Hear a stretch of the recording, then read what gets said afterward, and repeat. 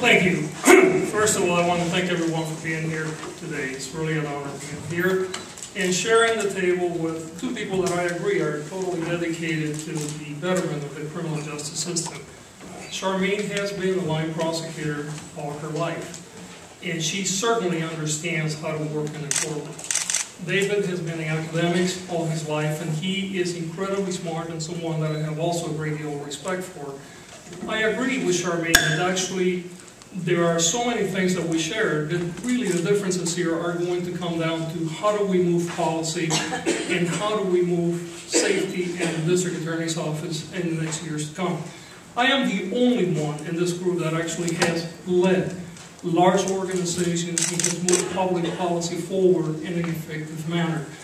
Starting with the LAPD, running a large segment of the LAPD, in fact being the number 2 person there in supervising and leading over 8,000 individuals, both sworn and civilian, and working at the national level in dealing with the criminal justice system and how to reform the criminal justice system, dealing with problems in police departments, looking for ways to develop a different reality within the criminal justice system, lowering incarceration, not prosecution at all costs, but looking at outcomes.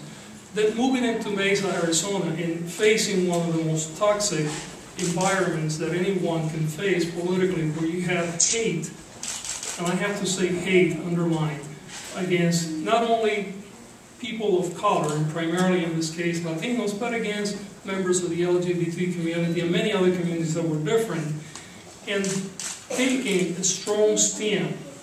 and doing what was right, not because it was popular, because certainly it wasn't popular there, but taking the strong stand because it was the right thing, writing about it, talking about it, testifying in Congress, and looking towards the development of different policies, whether it was to deal with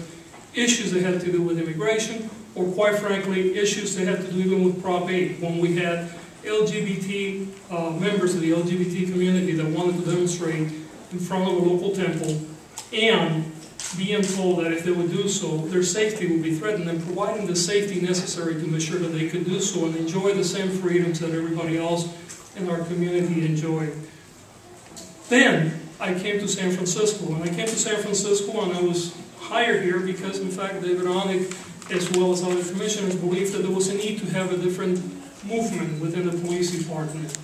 And getting in there and very quickly looking at police discipline and looking at the problems that we had within the organization at the same time that we were looking at dealing with safety issues, lowering crime, lowering violence, and creating a more livable community.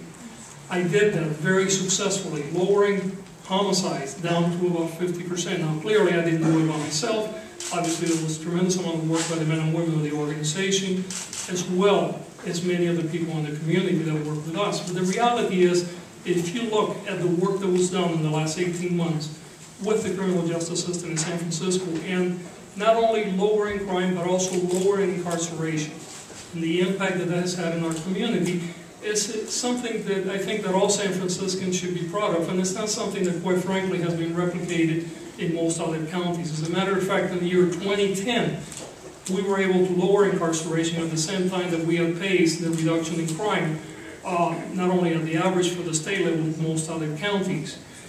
Moving towards the district attorney's office, because that's really what we're here to talk about today, and I can tell you a great deal of my background, being an immigrant, having a tremendous amount of respect for our constitutional system, civil rights, and the history, which, by the way, is all verifiable. I have a long history of successful leadership in reforming the criminal justice system that is out there for you to look at. But